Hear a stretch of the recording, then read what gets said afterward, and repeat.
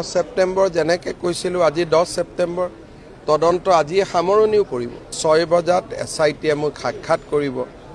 মোক প্ৰতিবেদনখন দিব মই সিনেমা কৰিবৰ কাৰণেতো খোজা নাই গতিকে ৰিপৰ্টটো পঢ়িব লাগিব চৰকাৰে সূক্ষ্মভাৱে ৰিপৰ্টটো পঢ়িব আৰু চৰকাৰে ৰিপৰ্টটো পঢ়ি যি ব্যৱস্থা ল'ব লাগে তাকে ল'ব এইটো যেহেতু বহুত ডাঙৰ গোচৰ এটা আমি গোচৰটো যাতে কোনো পৰ্যায়তে তাক আমি এটা আকাংক্ষিত লক্ষ্যলৈ লৈ যাব পাৰোঁ সেইকাৰণে আমি তাক প্ৰক্ৰিয়াৰ মাজেৰে আমি আগবাঢ়ি যাম আজি আমিতো মই জানাত 6 বজাত SITয়ে মোক সাক্ষাৎ কৰিব মোক প্ৰতিবেদনখন দিব 10 সেপ্টেম্বৰ যেনেকৈ কৈছিলোঁ আজি 10 সেপ্টেম্বৰ তদন্ত আজি সামৰণিও পৰিব মই সিনেমা কৰিবৰ কাৰণেতো খোজা নাই গতিকে ৰিপৰ্টটো পঢ়িব লাগিব মই তেনেকুৱা সিনেমা কৰিব খোজা নাই ৰিপৰ্টটো দিব চৰকাৰে সূক্ষ্মভাৱে ৰিপৰ্টটো পঢ়িব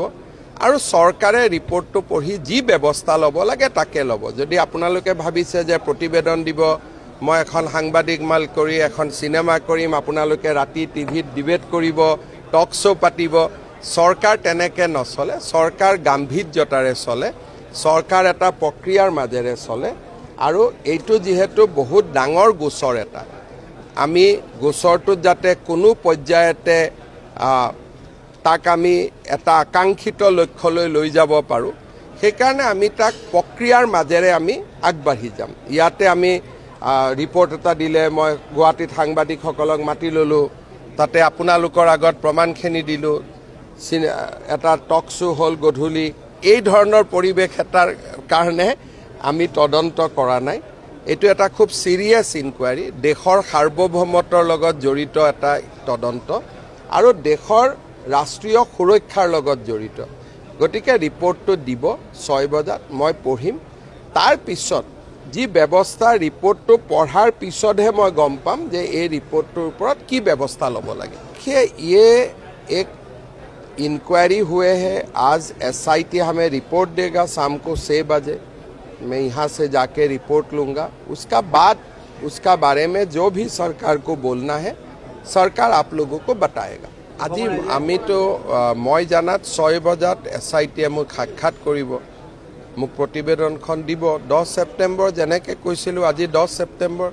তদন্ত আজি সামৰণিও পৰিব মই সিনেমা কৰিবৰ কাৰণেতো খোজা নাই গতিকে ৰিপৰ্টটো পঢ়িব লাগিব মই তেনেকুৱা সিনেমা কৰিব খোজা নাই ৰিপৰ্টটো দিব চৰকাৰে সূক্ষ্মভাৱে ৰিপৰ্টটো পঢ়িব আৰু চৰকাৰে ৰিপৰ্টটো পঢ়ি যি ব্যৱস্থা ল'ব লাগে তাকে ল'ব যদি আপোনালোকে ভাবিছে যে প্ৰতিবেদন দিব মই এখন সাংবাদিক মাল কৰি এখন সিনেমা কৰিম আপোনালোকে ৰাতি টিভিত ডিবেট কৰিব টক শ্ব' পাতিব চৰকাৰ তেনেকৈ নচলে চৰকাৰ গাম্ভীৰ্যতাৰে চলে চৰকাৰ এটা প্ৰক্ৰিয়াৰ মাজেৰে চলে আৰু এইটো যেহেতু বহুত ডাঙৰ গোচৰ এটা আমি গোচৰটোত যাতে কোনো পৰ্যায়তে